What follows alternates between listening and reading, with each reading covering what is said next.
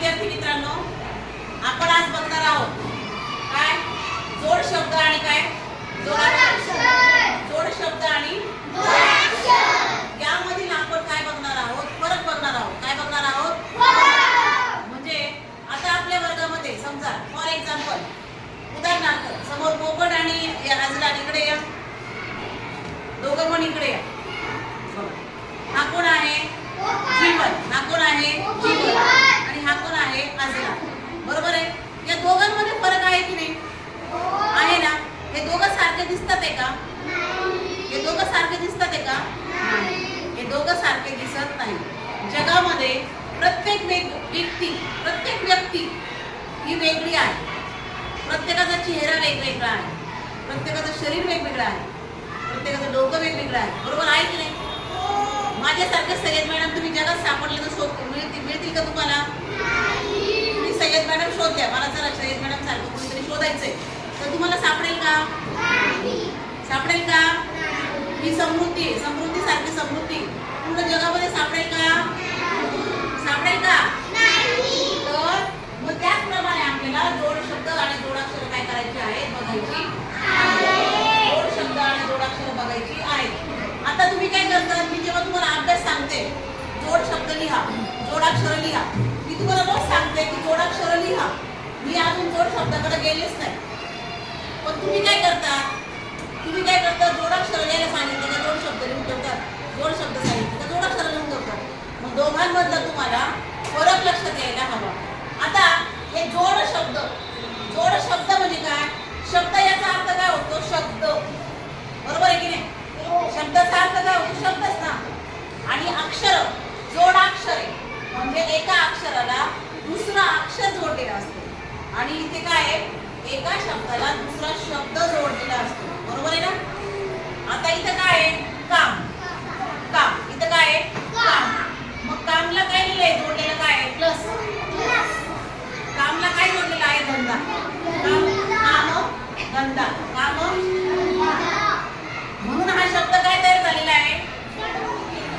कामधंदा. काय तयार झालेला आहे? कामधंदा.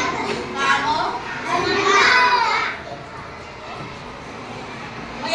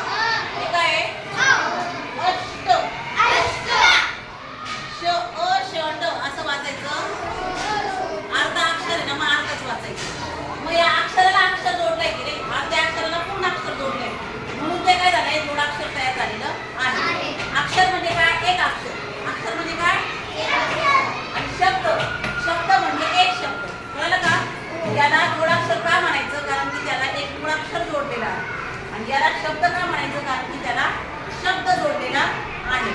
मग यांना इकडे बघायचं आहे. आता इथं कोणतं अक्षर आहे पहिलं? अर्ध कोणतं आहे? काय व काय आहे? न नाही, तो व आहे. काय तो? वला काय जोडलेला आहे? या. वला काय जोडलेला आहे? या. काय झालेलं आहे? व्या. काय झालेलं आहे? व्या. पुढे काय आहे? काय आहे? कोणता शब्द तयार झालेला आहे? इथं काय आहे? याला काय जोडलेलं आहे? इथं पूर्ण श आहे का? म्हणून काय झालं? श्व. काय झालेलं आहे? पुढे काय आहे? ही शब्द श्वसन. काय झालेलं आहे? श्वसन. बरोबर आहे. Very good. इथं काय आहे? कोणतं आहे? अर्ध ड. याला काय जोडलेलं आहे? याला काय जोडलेलं आहे? इथं कोणतं आहे का? याला काय जोडलेलं आहे? या. इथे काय आहे? या. काय आहे? या. न. काय आहे? कोणता शब्द आहे? आता इथे नष्ट. काय आहे? काय आहे? पुढे वाचा पुढचा शब्द. पुढे काय आहे? साड्या. कोणता शब्द आहे? पुढचा शब्द काय आहे? घोड्या. Very good. हा आडवा र म्हणजे काय? आडवी रेष म्हणजे काय? हा आडवी रेष म्हणजे काय आहे? समोर बघायचं. आज लहान मी एकदा तुला सांगितलंय. काय सांगितलं? कपडे व्यवस्थित करून बसायचे. ठीक आहे. इथे काय आहे? आडवा रेष. आडवी रेष म्हणजे काय आहे? आडवी रेष म्हणजे काय आहे? त्याचा उच्चार र म्हणून मी एकदा सांगितलंय वर्गात जाऊन. त्याचा उच्चार काय होतोय? र होतोय. काय होतोय? मग याचा आडवी रेष म्हणजे काय आहे? र. र 5-6 प्रकारे लिहिला जातो. र किती वेळा लिहिला जातो? 5-6 प्रकारे लिहिला जातो. त्यातला एक प्रकार मी तुम्हाला आता शिकवलेला आहे. मी पहिला शब्द लिहिण्याच्यासाठी घेते का आपला वेळ जाऊ नये म्हणून. वर्गात जायचं आहे. आता इकडे बघा. हा ज. हा पूर्ण ज आहे का? पूर्ण जला काय उत्तर केले मी?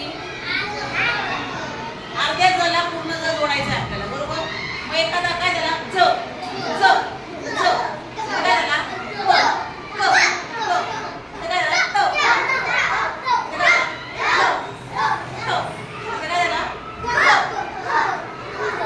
पण जेव्हा याचे शब्द तयार होतील, याचे जेव्हा आपण पुन्हा एक शब्द तयार करू, तेव्हा मात्र तुम्हाला काय कळेल? त्याचा अर्थ सुद्धा कळेल. ठीक आहे ना?